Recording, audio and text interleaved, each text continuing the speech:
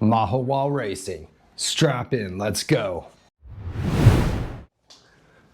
In the early 2000s, pickup racing really started getting... I got the Logans here. In the early 2000s, pickup racing really started kicking off here in Brazil, bringing together mid-sized pickups like the Ford Ranger, the Chevy S10, the Dodge Dakota, with twin-turbo V6 motors that were even powered by CNG. But by 2006, everything was switched over to ethanol, which increased the horsepower from 310 to 400 horsepower. That's a lot of ponies. And vehicles that maintained the ladder chassis and the original suspension made for some exhilarating races and some good competition. For 2007, the category experienced quite a few novelties. Vickers, the promoter of NASCAR, also became involved, and a fourth manufacturer entered the dispute. The Gaucho company with the AGRALE with the military version of the Marruá, a military vehicle which was the evolution of the EE-12 in Jezza. The Marruá was born to serve the Brazilian military forces and heavy off-road services, and arrived through the category through the initiative of Franco steadily, with preparation by the Gamacho racing team. To understand how a military truck ended up on the racetrack, you first have to meet the pilot. Introducing Gaucho Franco Stedley. He was one of the heirs of the Francisco Stedley Group, which amongst other companies owned AGRALE. For years, Franco competed in pickup racing, racing a S10 pickup with sponsorships from AGRALE. And with the launch of the Marruá, Franco saw an opportunity to launch and promote the in-house product. Even though the boxy look might have been more suitable for a rally race or some 4x4 expedition, the AGRALE racing team performed exceptional work when preparing the two trucks that would race. By regulations, the original AGRALE chassis was maintained, but it did have reinforcements in the cross members to make the frame more rigid.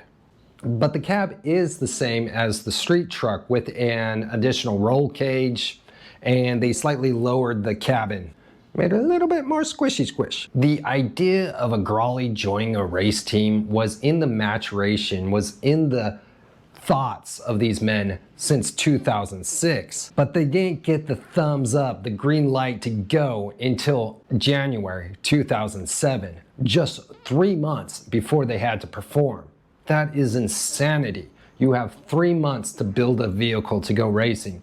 That's no time whatsoever to get anything dialed in. The first challenge to change the legendary Marruá into a legendary race truck came in the motor. Since it was powered by MWM diesel turbo,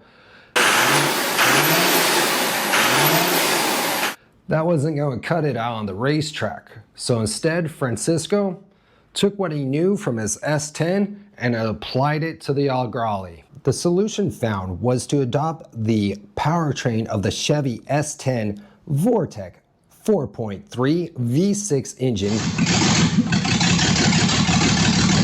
into the original AGRALE chassis. Such components as hood, bumper, doors, and the truck bed were replaced by fiberglass components with a minimum weight of 1,300 kilograms, defined by the regulations. Because the Marruá is prominently an off-road vehicle, the rigid axle front suspension was modified for the track.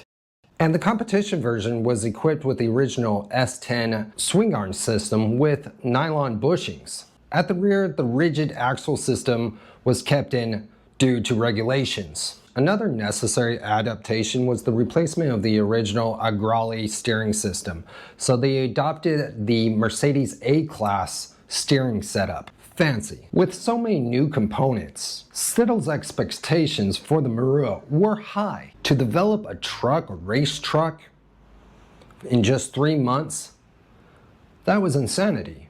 Like I said, there's no way to dial everything in just 3 months. They took their expertise from racing their little S10, took the components dialed it into their truck, so more or less it probably handled a lot like their S10, but the aerodynamics, the everything else was different. And these expectations were more than succeeded. And there was no limit of the criticisms towards the track-ready little Marrua. Everybody called it a brick, that it wasn't going to do any good, that it had no way of competing with the better, newer aerodynamic models. In the debut race, the team did face some difficulties with the suspension setup. It was a no-go, qualifying the pickups in 13th and 15th position. However, in the race, the AGRALE pickups did show promise. Franco was a great pilot, and he did take advantage of other drivers' mishaps. And that did help him land 5th place in the end, a small victory for the AGRALE racing team. For the second round held in Curitiba, the AGRALE pickups again suffered problems, but this time in the tuning. The greater problem of the suspension had been solved at this point, but some problems in the tuning knocked them down from being 5th place to 12th. The good performance of the Marrua was confirmed in the race, with a double podium, Franco in 3rd and Gamacho in 5th, taking the AGRALE to 2nd position in the Constructors' Championship, and Franco to 2nd position in the Drivers' Standing. Midway through the championships, the Marrua's critics were silenced. Consequently, the expectations for the Marrua were extremely high. Unfortunately, they didn't take the Constructors or the Drivers' Championship. It just wasn't in the cards for the Marrua. But the teams did achieve their goal, to show that the Marrua could be a performance truck. With the acquisition of pickup racing by Vickers at the end of 2007, the competition's regulations changed from modified pickups to vehicles that resembled NASCAR, tubular chassis with similar suspension, transmissions, motors, bubble bodies that assembled that, looked like street cars or street trucks. It's not a truck no more, it's a go-kart. No longer a modified truck seeing what your vehicle could do. It's a vehicle completely for the racetrack. And AGRALE, due to that, lost interest in racing. They were like, what's the point? It's no longer a truck, it's a plastic-clad go-kart. This is a crazy little story of a military vehicle becoming an awesome race truck. With only 3 months to dial it in and to perform, if they actually had 3 seasons under their belt of this truck, who knows how many championships they would have had. Such a cool little truck. I love them. Hey, if you guys haven't, please subscribe. It means so much to us here at the Lou Damon channel. This channel is growing and we really want to make it better for you. So leave a comment of what you think or what truck you would like to see. What car would you like to see? And I really humbly thank you for stopping by. And like I always say, I'll see you on the flip side. Até a próxima. Ciao, ciao.